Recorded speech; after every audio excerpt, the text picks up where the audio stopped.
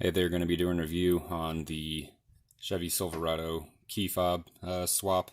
I got these off eBay for 15 bucks for two of them. It was, the portion right here, and then the silver parts do come off. So if you want it to look like the original without the silver parts, then you can have it that way as well. But I enjoy the silver parts because I think it looks nice. It's got a little nice trim to it. So 215, great deal in my opinion. I don't know how much it would cost if you went to the dealership. So this is just the shell, not the internals for the key fob. So because I just swapped them over to the new ones. So for what I noticed as well, the buttons are a lot more firm. I don't know if that's just because obviously it's newer and the old ones just lost their spring. But you don't have to apply too much pressure to, use the buttons as opposed to the old ones where, you actually felt a depression going down or having to use a depression. So this one, you have to use a lot less pressure to get it going. But to swap them out, what you do is, well, let's start with the battery first. So if you just have to swap out the battery, you can put something in this little slot right here that pops open the battery area, which is this, and then it takes a 2032, and then so the circuit board, which goes in here, and then that goes on top, and battery goes in there, and then you put the cover back on, and then so the way the cover goes on is you have these little hooks, and so that goes on that side, so you want to do that side first and then push it down, so that way it'll click down properly.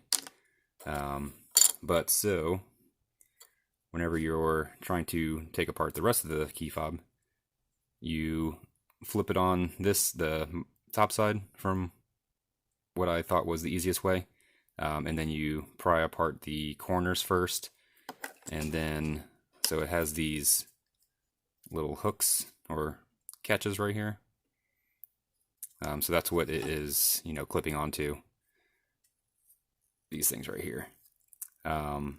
So I find to do the top part is easier than doing the bottom part, because I just felt like the keyring portion was going to break off if you tried it from there.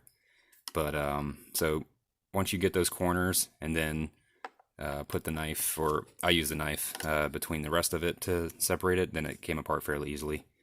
But once you do that, you got the circuit board that's in here, and then you have these two little prongs that's holding it in. So you can either just flip it over and then the circuit board will pop out, or you can pry it from this side gently to get the circuit board out. And then you put it into the new one. And then again, it only goes in one way because of the little prongs. Once you get it in there, then you put the other side back on there. Only goes on one way because of the keyring again. Do that, push it down, and then battery cover, push that on, and then you got your key fob. And then once that's on there, then you put on the silver parts for the additional part. So for again 15 bucks, I think it's a great deal, and spiffies up your key fob and makes it look new again, as opposed to these that look all raggedy. So it's a great little upgrade to make it look fresh again. So I say go for it. If you have any questions, let me know.